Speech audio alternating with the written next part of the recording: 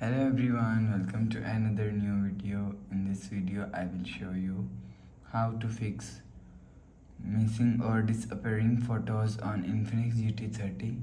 Let's start the video. First of all, go to app library. Here click on files app. After click on files app, click on internal storage. After click on internal storage, select file, so you will see your problem is solved.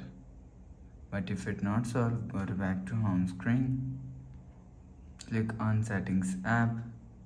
Now in setting, scroll down and click on app management.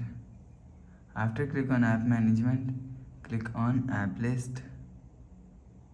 After click on app list, click on gallery app and click on storage and cache. If you want to fix this problem, so clear cache gallery app. After clear cache, go back to home screen.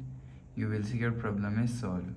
But if it not solved, if you want to fix this problem, go to app library and click on gallery app and click on recently deleted.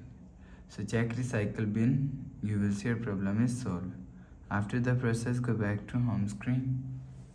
So please subscribe for more new latest videos. Thanks for watching.